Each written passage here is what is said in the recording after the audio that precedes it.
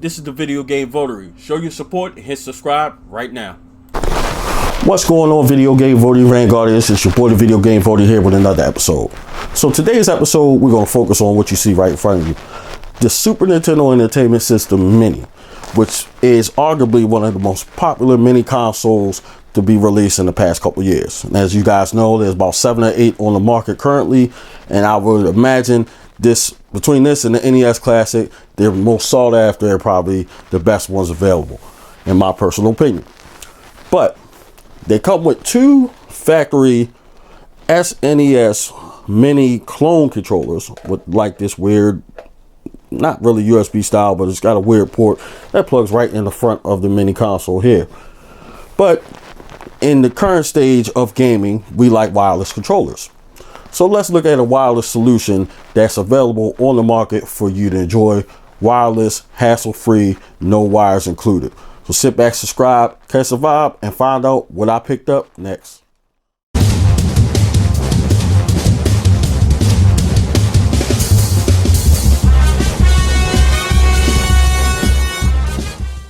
Okay guys, we're back, and here's what I picked up, guys. The NYKO SUPERMINIBOSS. It is a wireless controller, obviously, for the SNES Classic. So let's read the features on the box. It says new NYKO SUPERMINIBOSS. Features are precise button smashing, action with complete wireless freedom, play cord free without the hassle of wires or cables, ergonomic face buttons, triggers, and true D-pad, dedicated turbo button for super fast input, access the home menu wirelessly without needing to use the reset button on the console, built-in rechargeable battery with a micro USB charging cable included. So I've had this thing for a while, been playing with it just to kind of get a feel for it so I could do this review, and I can honestly say it is almost a near perfect clone of the actual SNES controller, as well as the SNES Classic controller, as well as Super Famicom controller, which I'll have all right here in front of you. Let's slide that.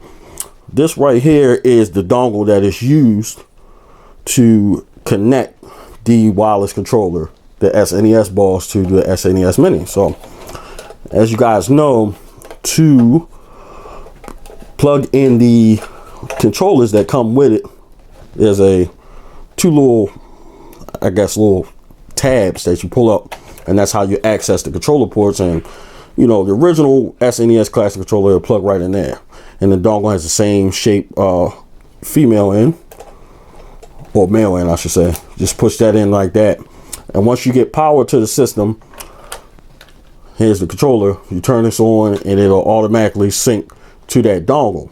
Now if you're looking at the controller here, it's very lightweight, feels just like an SNES Classic controller. Actually, I would say they're about the same weight.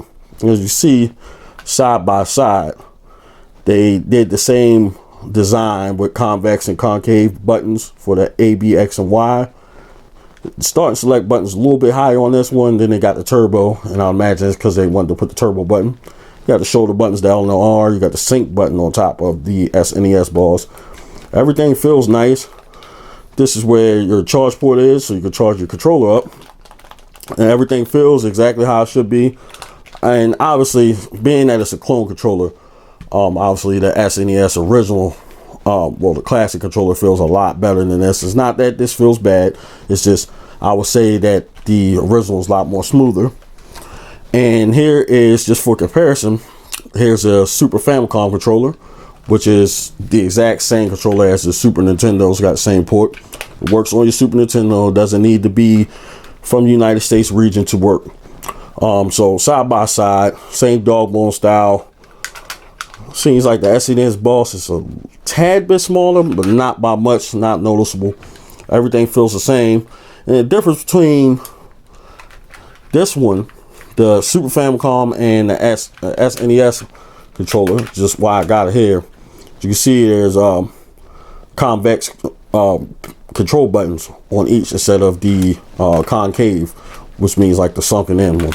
So that's the difference between these, and this is more so to resemble the SNES Classic controller as well as the original. So let's get this thing hooked up, and you guys can see how it connects.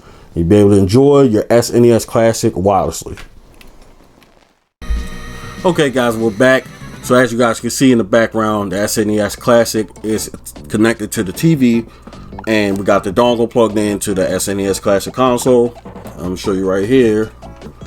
We're gonna hit that sync button, and it's already connected because I've used it before, obviously. And as you can see, we got wireless control for the SNES Classic. So y'all see, I'll turn it this way. As y'all can see, wireless control. So let's check out the gameplay. We can check for input lag and make sure there's nothing there. Just kind of give you guys an idea of what you can look forward to with having a wireless solution for your SNES Classic Mini. In fact, I should have done that. Sit through all. Like I said, it got a turbo button. Everything feels like it should, just like if you were playing the Super Nintendo back in the day. This is almost a near perfect clone. Very, very impressive. So let's just see the controls. Start button and everything feels nice. The A button feels like it should. Jumping, nothing feels like it's lag.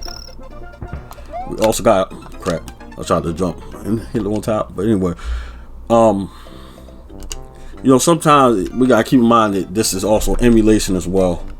But I think Nintendo did a very good job with the emulation process. Forgot which button it is to. There it is. It's the A button.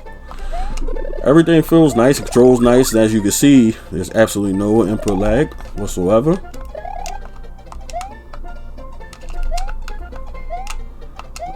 Jumping like you should, on time.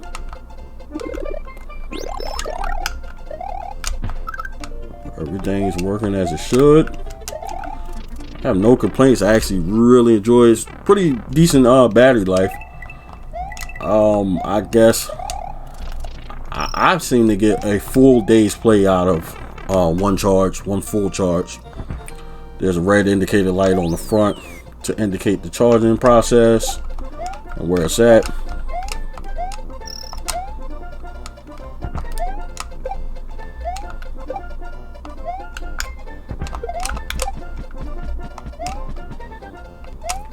Everything working nice and responsive buttons. Oops.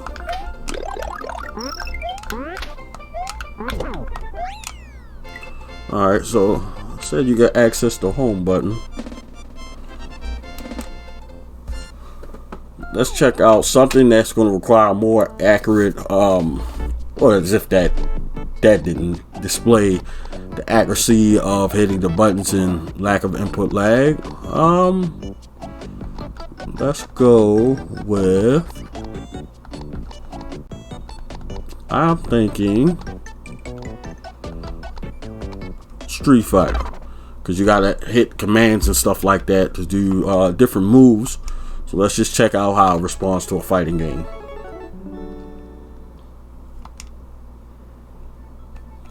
Got Street Fighter 2 Turbo. The classic Ryu. We're gonna try a couple Hadoukens and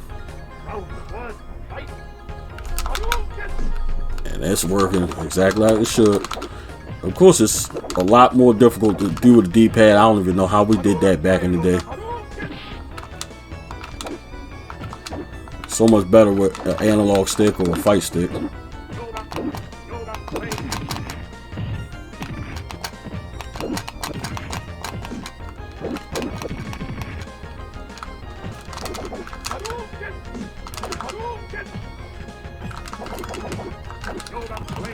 Yoga Flame.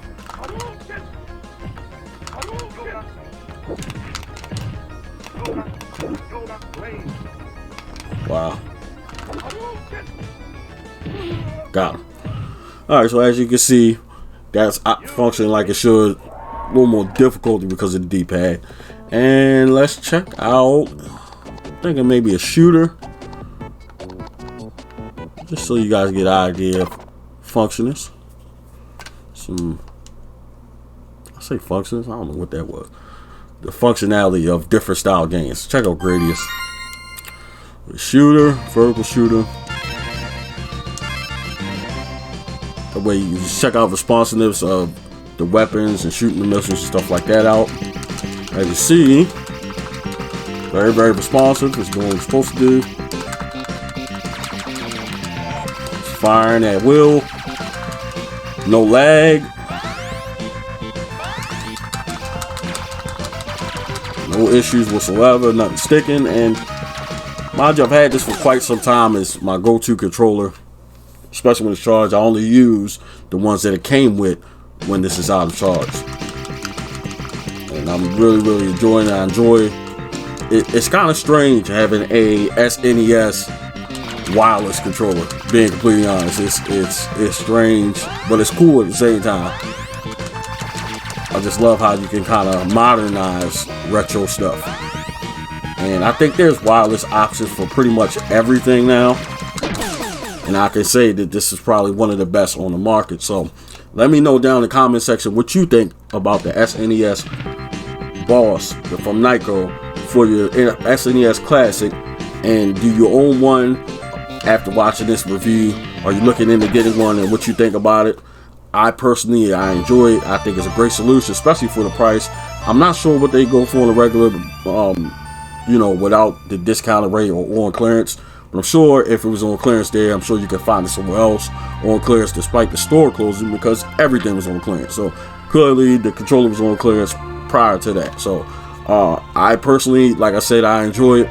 Let me know what you guys think down in the comment section. It's your boy Video Game Votary signing off. Thank you for watching. Follow me on all social media platforms at Video Game Votary.